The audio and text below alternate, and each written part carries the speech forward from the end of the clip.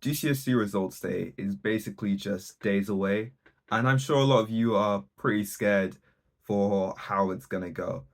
I would be scared too, obviously. I was in this position just a year ago. So today I will be giving you some advice and tips for the day, as well as some things to expect for the day. Okay, so to start the video off, you need to expect some unusual grades. This usually happens all the time where people get grades that they just didn't expect or are pretty unusual for what they usually get. For example, maybe all year you've been getting really good grades in geography and you usually get eights or nines, and then on results day you get a seven or a six. The thing is though, you just really it's common. It's really common actually. Well, at least it feels common. So I'd say the likelihood is, even if you're extremely confident what you're going to get, at least for one or two of your GCSEs, you're going to get something that is unusual, unexpected. What you should do instead of panicking, first check the number of marks that you got in that GCSE, well, in the different papers for the GCSE. Then go online and check the grade boundaries for your subject and see how close you were to the next grade. Then go to your teacher or whoever deals with this kind of stuff and um, tell them that you want to remark your exam. Obviously, this depends on how you feel about the grades you got. If you don't really mind or care that you got something less than what you should have got, then I mean, I'd still remark it, but it wouldn't matter. If it don't matter to you, then that's completely fine. Disclaimer though, there's only two real reasons that you should say, or two real reasons why you should remark your papers. One of them is if you're really, really close to the next grade boundary, because then you're likely to get into that grade boundary.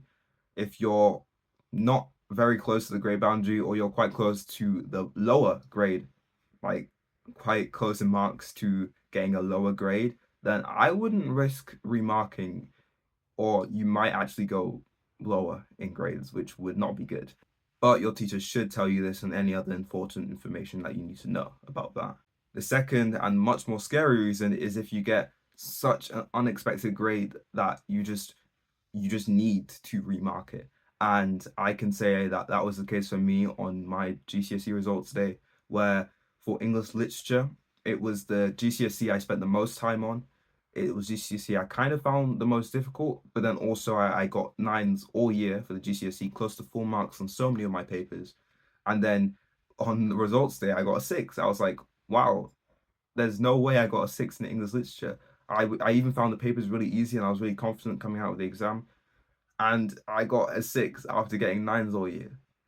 That I was close to the grade boundary of a seven, which I guess added to the fact that I should have remarked it. But I more remarked it because it's a six, and I wanted something higher because to show how much effort I put into that subject, and a six just didn't show the effort that I put into that subject. So that's the main reason why I got it remarked. Okay, so that was kind of sad. Oh no, that was kind of like damage control if you get a bad grade, and I'm saying that's likely for a few of your subjects, but hey, that it could still not happen. You could still just get all the grades that you deserve on the day. But for the next point, I'd like you to celebrate the day. You'd actually be surprised how many local restaurants and chain stores give like discounts on different things and different foods and stuff if you show them your results. Or if you go on their website on the day, they'll just have loads of discounts available for people who've got their GCSE results. And it was the same for A-level results. So you could just go out with your friends and celebrate the grades you got and have a fun time because you deserve it. Pausing this video right here just to tell you to subscribe. I'd like to get to 3,000 before the school year starts. I know, very ambitious. And I will be making more videos like this to help the incoming year 12s because I've just finished year 12 and I just want more subscribers. Okay, so another thing that's really important that I hope I don't really need to tell many of you, but I'm going to tell you guys anyways, it's to not forget your friends. I'm going to read this from like the notes that I made for this video because it's it's a really long paragraph and I don't know if I'm going to be able to say it as coherently as I want to here. So You need to be mindful of their grades as well, because how you speak with them on the day should differ depending on what they got. For example, say you guys plan to go out and have fun that day, but they got grades that they weren't satisfied with. Make sure they are okay and be mindful enough to realize that they may not be in the mood to go out and have fun anymore. Also, be aware of how well your friend has received their grades and how you have. Say you received it quite well and are feeling really proud of yourself. Of course, you can go ahead and tell whoever you want and shout to the rooftops about your achievement. But just try not to do that in front of people who are genuinely just upset with their grades. Although that does depend on the type of person you are and the type of person they are. I still wouldn't blame you if you wanted to boast about your grades. Just be aware of how others are feeling. Basically, it depends completely on you. That does remind me though, don't feel annoyed or angry if you're happy with your grades, but someone or your friend with higher grades isn't happy with them. People have different standards for what they want to achieve, so you should probably respect that. And vice versa, if you get really high grades but your friend's happy with lower ones, don't ridicule them for that. Once again, different standards of what people view as good achievement. For example, maybe they were working really hard all year to get a 7 and they were able to achieve it in their results. That's something to be happy and proud about. That's enough of reading off of that. The rest of this video will be just me talking non-scripted. So the last thing I want to say is that I need so many of you, if you do get results that you don't want, to just not be too disappointed. Those results could have been swayed by so many factors, especially since they're things that were sat on days, just a day. And that day that you sat those exams could have just been a bad day. And there are so many things on that day that could have affected your performance on those exams. Those grades shouldn't put you down too much, shouldn't make you feel that you are not worthy of like going on to study more things, or you're not good enough to study things that you want to study. For example, if you get a kind of low grade on maths, even though you want to do something mathsy in the future, don't just give up on that dream because you did not as well as you hoped you would do. Because those like those grades don't show, those grades show your numbers, show the numbers that you got on those exams, but they don't show the effort and hard work that you put in to achieve those grades and to do well on those exams.